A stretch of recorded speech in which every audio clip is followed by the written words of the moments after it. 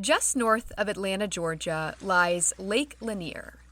It's the largest lake in Georgia, with clear, calm water that glistens as it gently laps against tree-lined banks.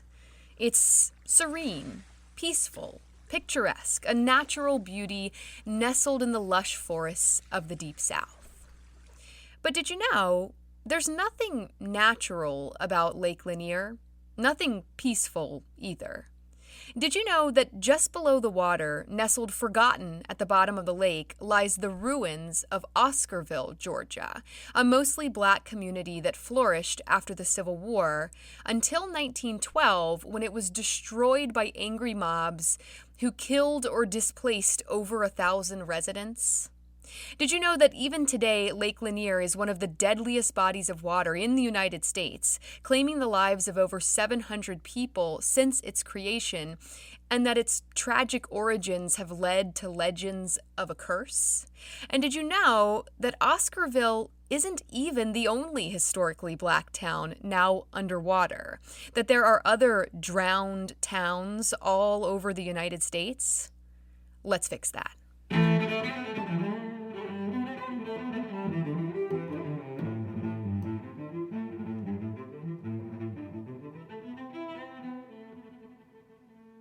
Hello, I'm LaFountaine, and you're listening to History Fix, where I discuss lesser-known true stories from history you won't be able to stop thinking about.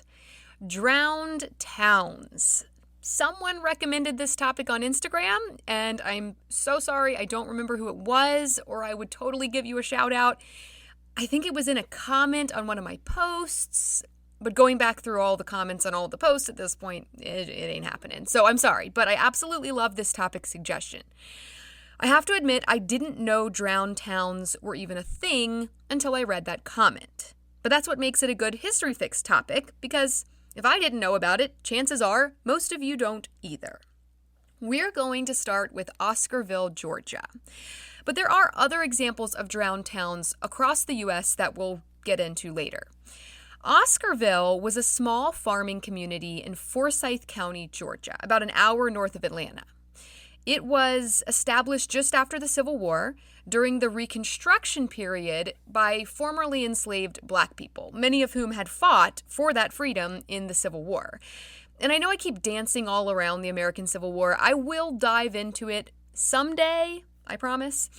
Anyway, according to Dr. Dave Tell, professor of rhetoric and political communications who specializes in race issues at the University of Kansas, by 1910, Oscarville was a thriving community of nearly 1,100 African Americans, descendants of those formerly enslaved people who established the town. Many of the families in Oscarville owned their own land and businesses, which, as a black American in 1910, was quite an accomplishment. Our country at that time was not set up to facilitate or allow black people, or women for that matter, to own land or businesses. It wasn't illegal, but it was made extremely difficult on purpose. But let's go back even farther for a minute, because it's only right to mention that before Oscarville was established in Forsyth County, that land belonged to the Cherokee Nation, who had inhabited the area for thousands of years, who knows how long. The Cherokee were forced off that land during what we now refer to as the Trail of Tears, after the signing of the Indian Removal Act in 1830, thanks to Andrew Jackson, my least favorite president of all time. Please go back and listen to episode 5 if you want to know why. So that was Cherokee land originally, and then it was stolen from them by the U.S. government, and then later, after the end of slavery, it was settled by newly liberated, formerly enslaved African Americans, and that's where we are now. In 1906, there were horrific race riots in Atlanta, which is just an hour south of Oscarville. It was honestly more of a massacre than a riot, and now I have to do an episode on that. But just to brief you, according to the National Center for Civil and Human Rights, quote, in September 1906, a mob of roughly 5,000 white men descended on several Atlanta neighborhoods and waged an unprovoked massacre of black men and women. Black people were murdered in shops, on trolley cars, in the streets, and in their homes. In the days that followed, the city minimized the tragedy, seeking to move on. Just days after the massacre, a headline in the Atlanta Journal proclaimed, "Atlanta is herself again, business activity restored, and the riot is forgotten." The Atlanta Race Massacre of 1906 is largely unknown today, even though it is a defining moment in Atlanta's history and the nation's history of racial terror, end quote. So let's go to 1912 in Oscarville, just 6 years out from that massacre in Atlanta to the south. The racial tensions are sky high.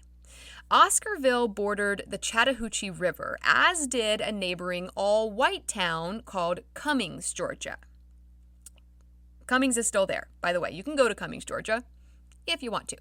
On September 5th, 1912, a 22-year-old white woman in Cummings named Ellen Grice reported that she had been awakened by a black male intruder in her bed and that he had attempted to rape her, but she had escaped the attack. By the way, this story about Oscarville in particular touches on issues of rape, so if that's going to be a trigger for you, you might want to skip ahead to the next story and just skip the Oscarville one. But anyway, okay, a couple days later, 5 black men from nearby Oscarville were arrested in connection to the crime.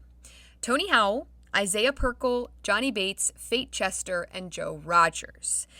Tony Howell was the one actually accused of the crime, this attempted rape. But the other 4 men had provided an alibi for him, which the sheriff obviously did not buy, and so all 5 of the men were arrested and put in jail in the town square in Cummings. By September 7th, a black pastor named Grant Smith tried to intervene on the men's behalf, probably fearing for their lives while they sat in jail awaiting trial. And for this, Grant Smith, the pastor, was beaten by an angry white mob, which was calling that he be hanged or burned alive. Which, what is this, 16th century Germany? Was he a witch? Please, with that. That did not happen. Thankfully, someone had some sense. The governor of Georgia, Joseph McKay Brown, sent in the National Guard to prevent riots from breaking out in Cummings/Oscarville over this. They transferred the men to multiple different jails in Atlanta to avoid white dudes busting them out of the jail in Cummings and lynching them before the trial. So that crisis was somewhat averted, thankfully. But then, on September 9th, just a couple of days after all of this drama, an 18-year-old white woman named May Crow was found dead and presumably raped on the banks of the Chattahoochee River. This is not good. We have no idea who murdered May Crow, but it doesn't really matter. 4 black people from Oscarville are arrested for the crime based solely on speculation. There is no substantial evidence to suggest that these people did this. The first to be arrested was a 16-year-old boy, a 16-year-old child named Ernest Knox. He was coerced into confessing to the murder. How, you might ask? Well, apparently a prominent Cummings resident mock lynched him using a rope from a nearby well, as if to say, confess to this crime or we'll kill you, which I'm pretty sure is not standard practice when conducting a murder investigation. But hey, it worked. He got the child suspect to confess, which to me, considering the circumstances under which it was given, is a completely worthless confession, but they obviously didn't see it that way. 3 more suspects were arrested soon after in connection to the case. Ernest Knox's 18-year-old cousin Oscar Daniel, 22-year-old Tressie Jane Daniel, and 24-year-old Robert Edwards. So this is like the Ellen Grice thing all over again, just a few days after that. Ernest Knox was snuck out the back door of the jail in Cummings and transferred to Atlanta for his safety, thankfully. He's the one who had confessed, so I guess they thought he was in most danger of being lynched. However, they made the mistake of leaving the other 3 in there. On September 10th, so just the day after May's body was found, this just happened, a mob of around 2,000 people formed, a lynch mob. determined to avenge May Crow's murder. Just one day after this happened, they stormed the jail where the remaining 3 suspects were still being kept. They dragged Robert Edwards out into the town square where they beat him and shot him several times. As if that wasn't enough already, they then hung his body from a telephone pole and people took turns shooting at it like some sick sport. Let me just take a minute to remind you that there is absolutely no evidence that this man did anything to May Crow. It is possible that he was involved, yes. Should he still get a fair trial to determine that as guaranteed by our constitutional rights? Yes. But alas, he did not. He was brutally and publicly murdered, and not one single person was held accountable for it, despite thousands of eyewitnesses. Bit of a double standard there. But the violence did not stop with the murder of Robert Edwards. Oh no. The mob, known as Night Riders, descended on the town of Oscarville. They raided and burnt down their churches, their farms, their businesses, all of this that these people had worked so hard for, fought for, died for, innocent men, women, and children who had nothing at all to do with the murder of May Crow. They just destroyed everything.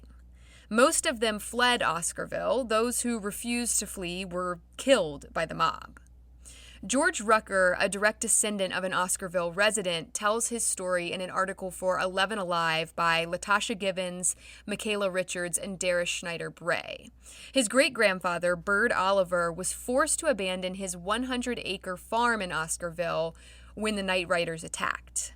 With the mob gaining on them, they headed for the Chattahoochee River, but the mob beat them to the bridge. According to Rucker, quote, "They either had to swim or drown.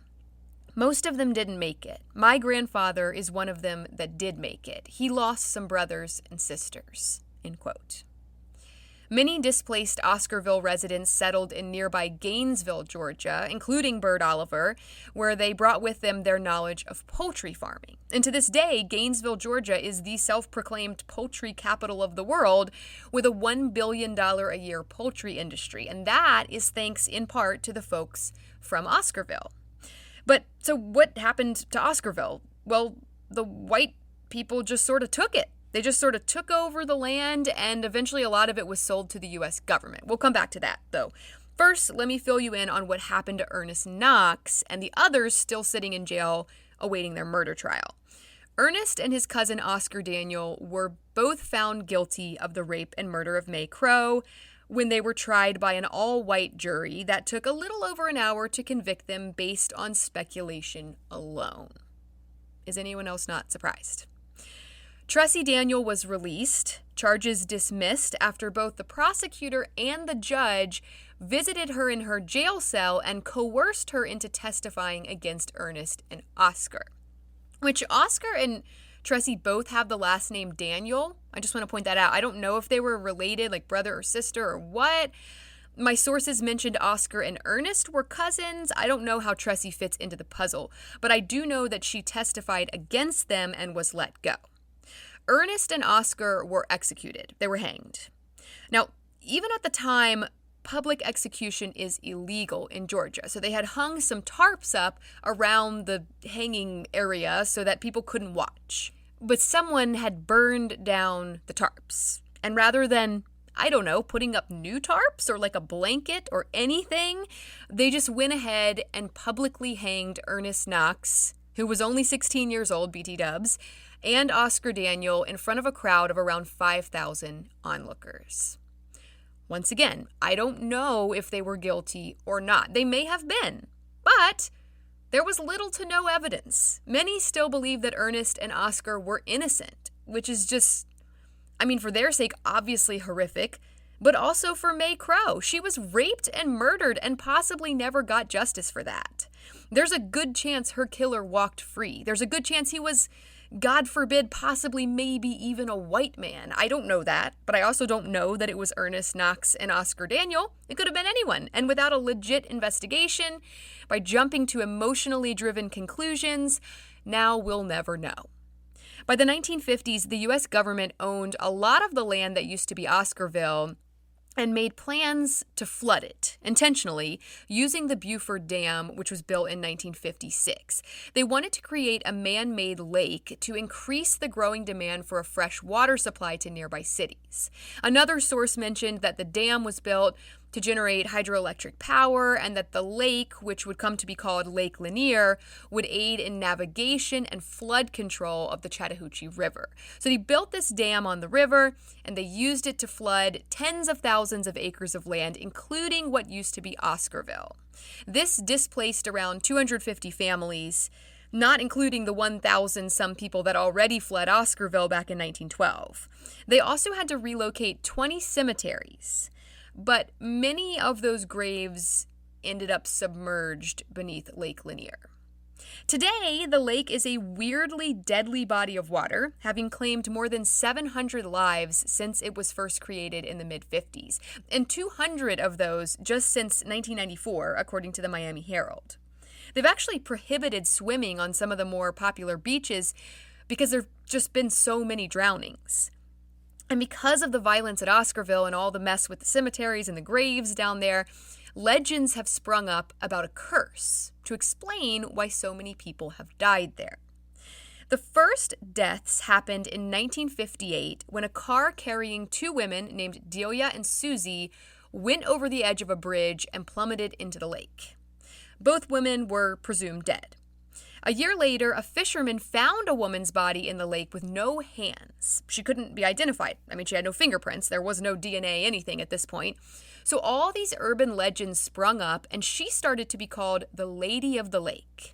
People believed that she lured victims into the water and drowned them. And then in 1990, workers building a new bridge found a 1958 Ford sedan 30 meters deep in the lake. And inside that car was a body that was later identified as Susie, one of the women who died in that accident in 1958. So that led people to believe that that other handless body, the Lady of the Lake, was probably the other woman who had been with Susie in the car, Delia. But I don't know, you guys. The no hands thing is weird to me. Doesn't it kind of seem like she was murdered and someone cut off her hands to prevent an identification? That's a thing, right? It seems weird that fish or vultures or whatever would have only eaten her hands. I don't know. But between the whole Lady of the Lake business and, I don't know, the violent mob and racial cleansing that destroyed an entire town in 1912, people often attribute the high number of accidental deaths in the lake to a curse. However, there's another more realistic explanation, but it still has to do with Oscarville. There's a bunch of stuff down there under the lake, remains of old buildings and structures from Oscarville, barns and bridges, plus trees. There are whole trees up to 60 feet tall or more under the water at Lake Lanier. And all of this hidden stuff under the water poses a threat to swimmers who get tangled up in it and drown. So, don't mess with nature. Maybe we shouldn't be making lakes where lakes weren't supposed to be. But the racial cleansing that happened at Oscarville was so extreme, so complete, that during the Jim Crow era, there was no official segregation in Forsyth County, no whites-only signs at lunch counters and water fountains, because they didn't need them. There were no black people in Forsyth County. They had forced them all out and then turned the remnants of their once thriving town into a lake, drowned it. What happened in Oscarville in 1912 was not well known about for a long time. It didn't make national news until 1987. That year, up to 20,000 civil rights activists marched to the courthouse square in Forsyth County, which was still completely white. No black people lived in Forsyth County for 75 years since the destruction of Oscarville.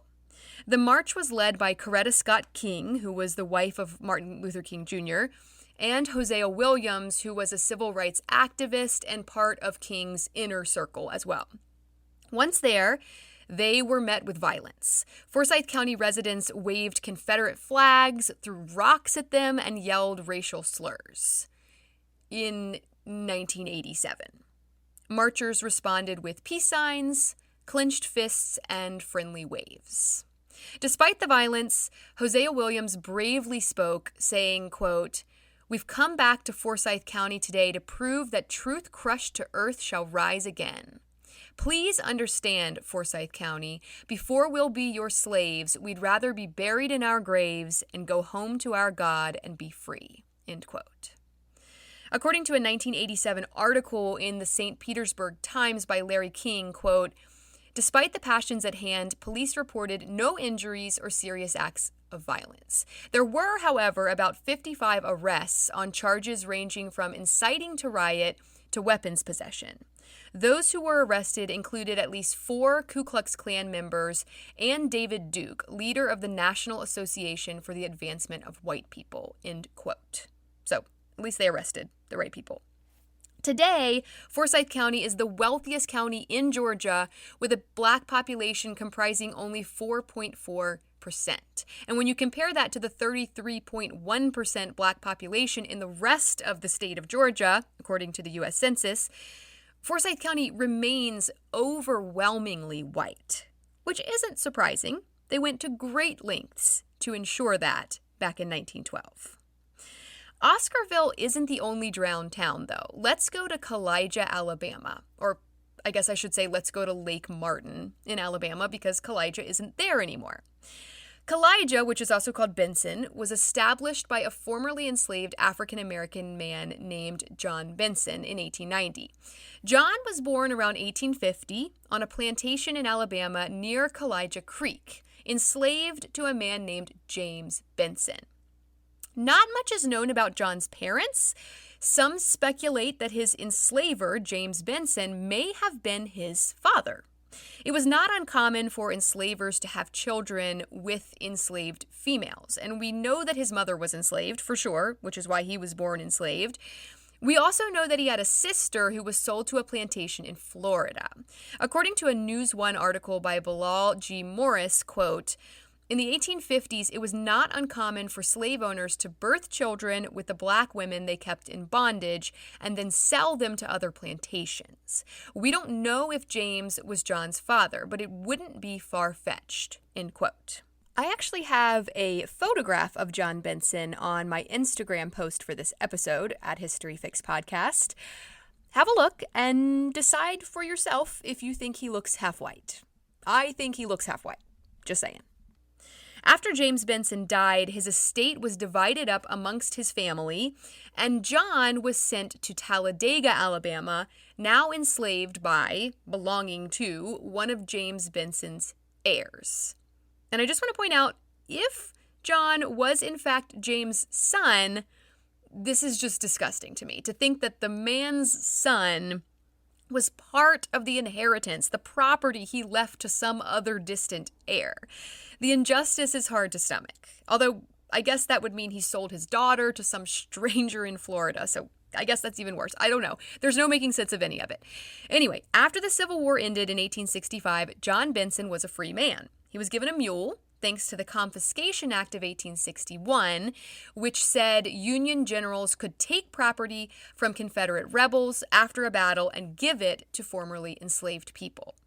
The first thing he did with his newfound freedom and his mule was head to Florida to find his sister and bring her home.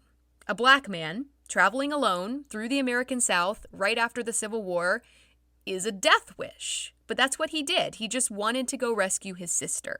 And he searched plantation after plantation in Florida until he finally found her and brought her back to Alabama with him. And if it's me, I'm not stopping in Alabama. I'm hightailing it way farther north than that. But they went back to Alabama. That was their home. He wanted to return to the Benson plantation on the banks of the Kowaliga Creek where he had grown up. But he needed money in order to purchase the land. So he headed over to the coal mines in Shelby County, Alabama. John worked the coal mines for 60 cents per ton of coal until he had saved up $100, which today is more like $2,400.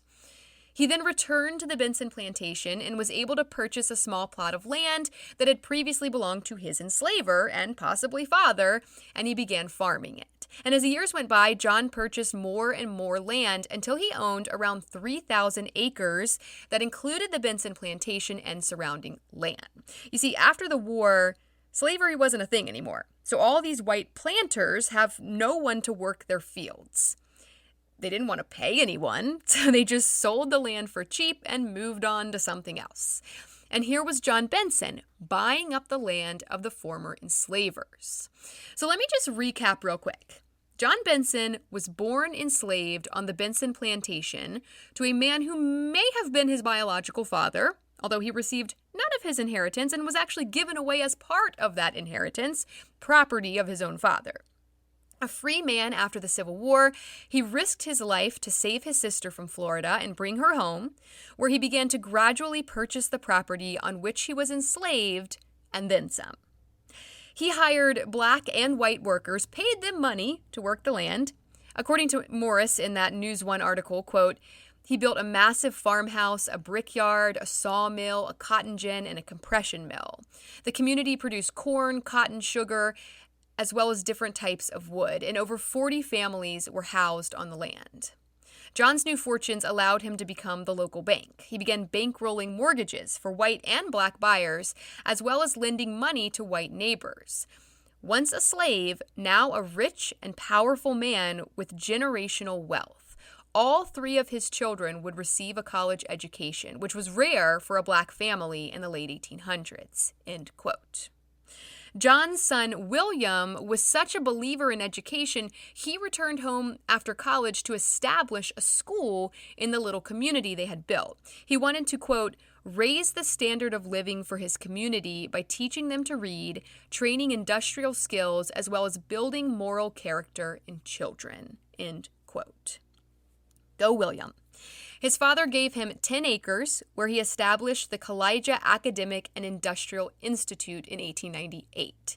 This school educated black children for over 40 years with a board of trustees that included Booker T. Washington and Oscar Garrison Villard.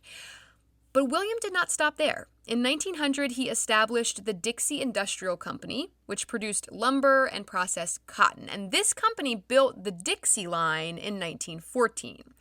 Which was what some of my sources are calling the first black-owned railroad. But I'm not sure that's true. Maybe it was the first in Alabama. I'm not sure. It was a black-owned railroad, though, and whether or not it was the first, that is still significant.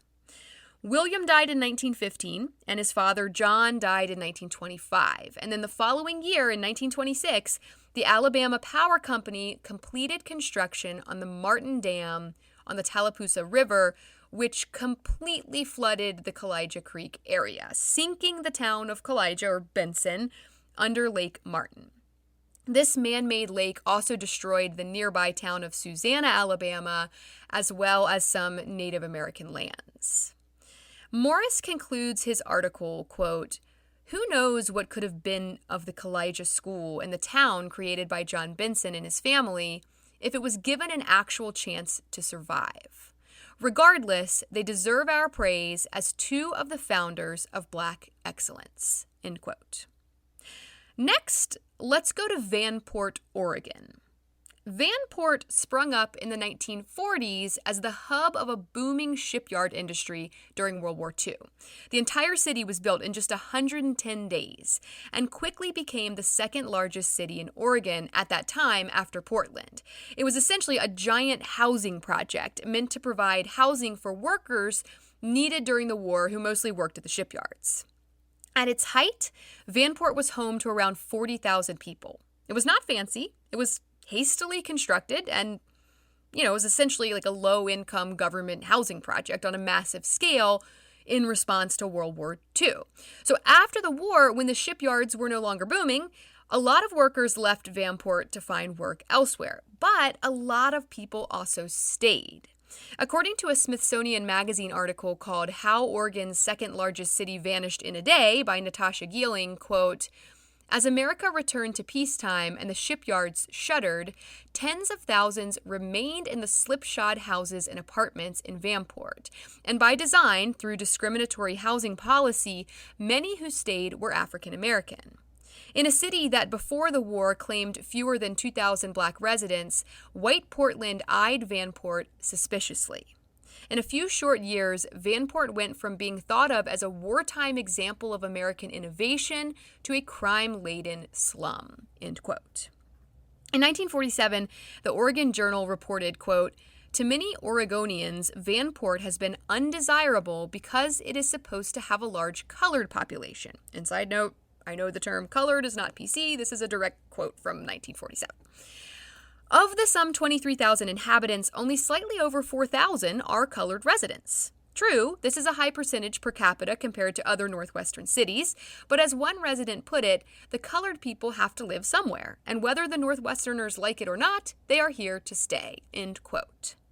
So Vanport was essentially a slum way too close to the ritzy upper-class white folks over in Portland, and it was actually only like 16% black, but that percentage was unsettling for the Portlanders.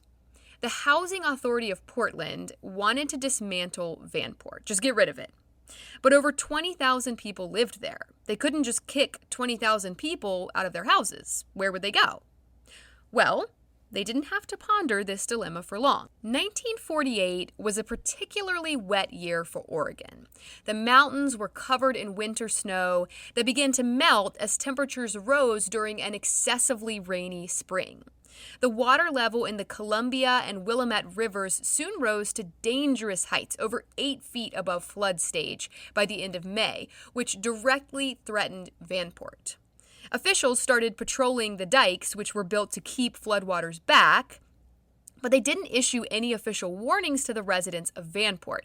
They had been assured by the U.S. Army Corps of Engineers that the dikes would hold and prevent flooding.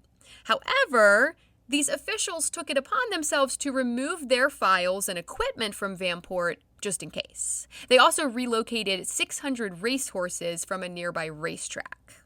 Okay, just let that sink in for a sec.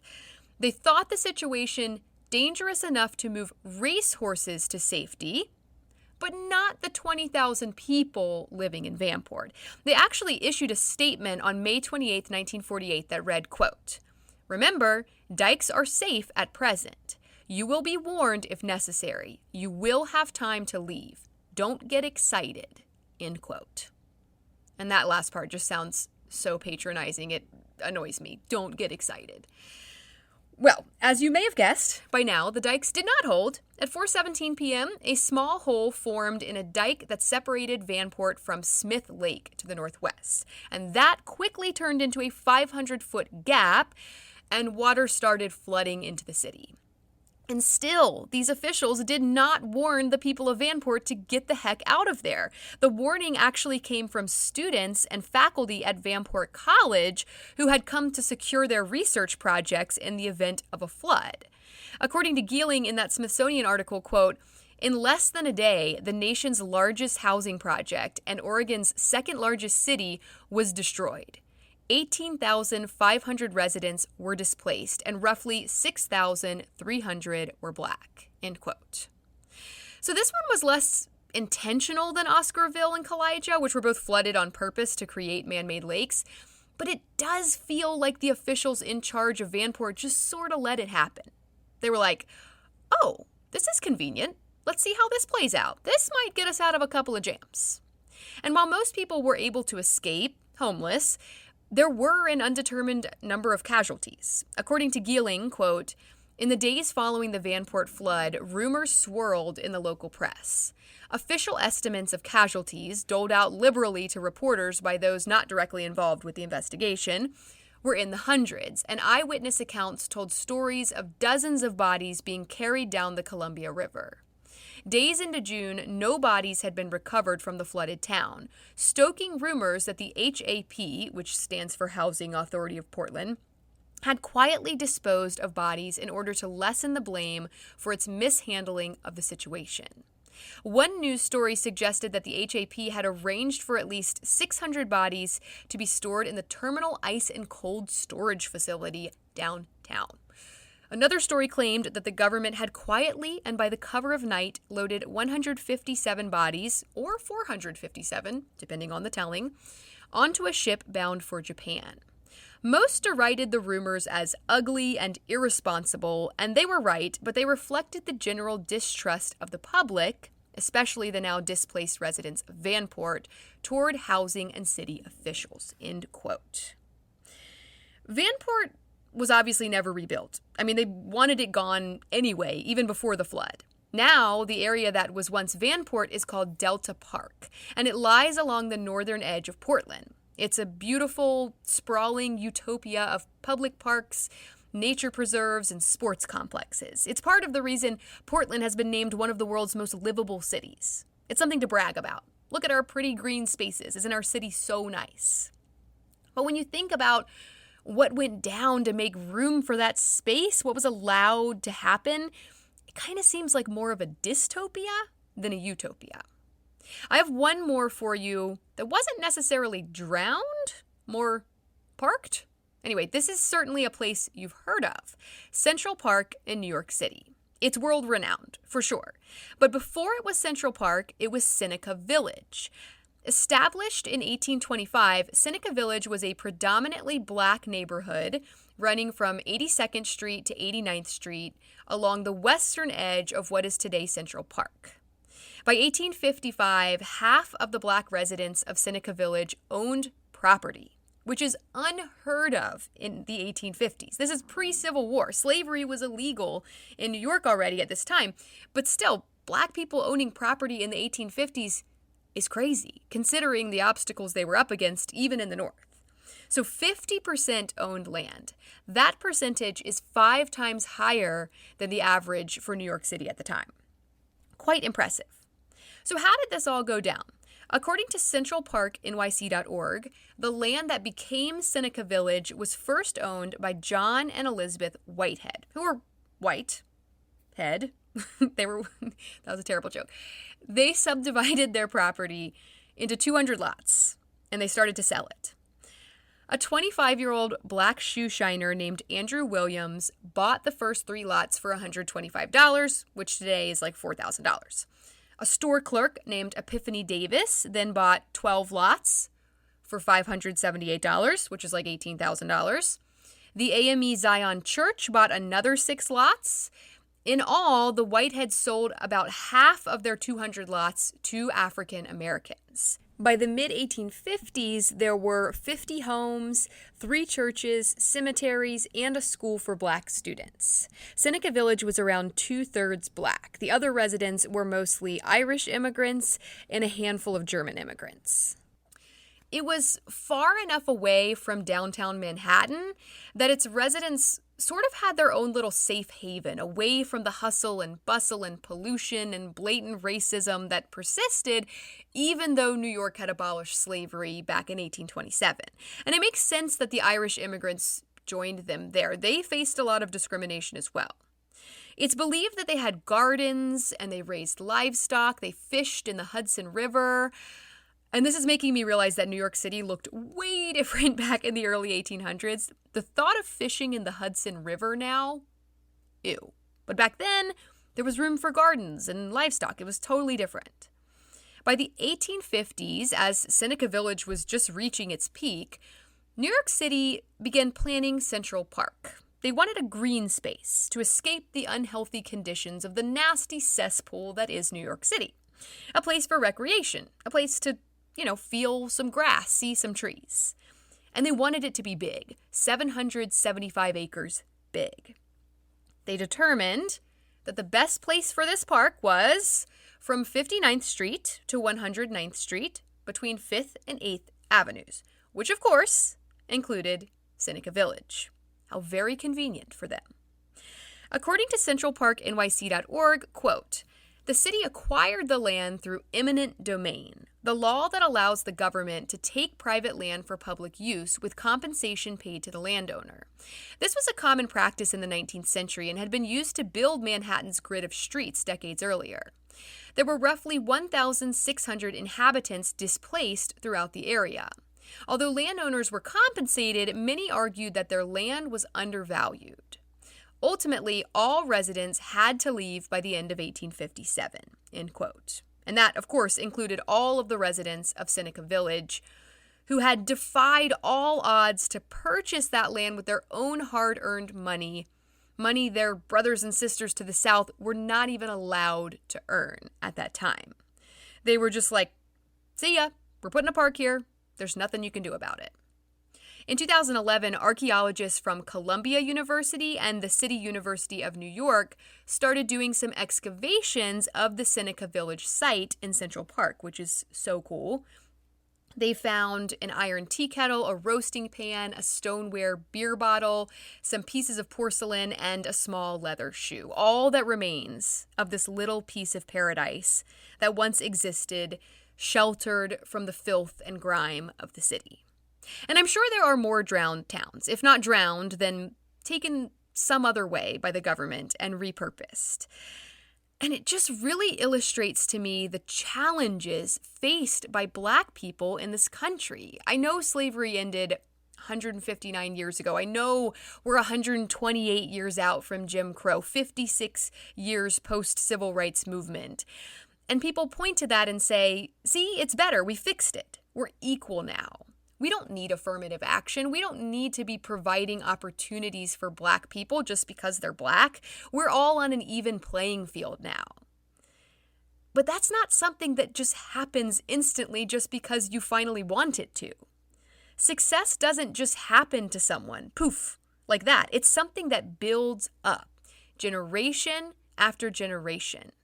Our forefathers and foremothers laid the foundation of success for us. And these things that happened in the past, the night riders descending on Oscarville, the flooding of Kowaliga, the lack of warnings in Vanport, the convenient placement of New York City's Central Park. These things intentionally destroyed that foundation for Black Americans. They can't just build a nice house today like white people can. They can't just go out and buy the wood and build the house because they have no foundation. Even if they build it, it will sink into the mud.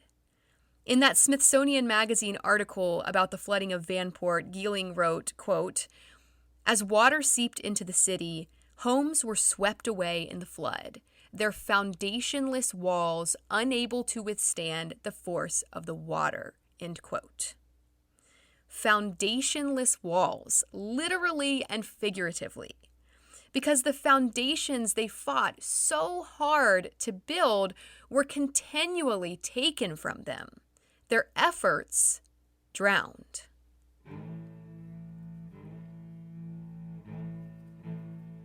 Thank you all so very much for listening to History Fix. I hope you found this story interesting and maybe you even learned something new.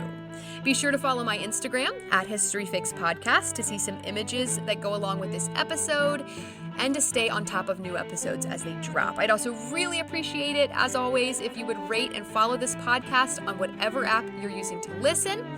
That'll make it much easier to get your next fix.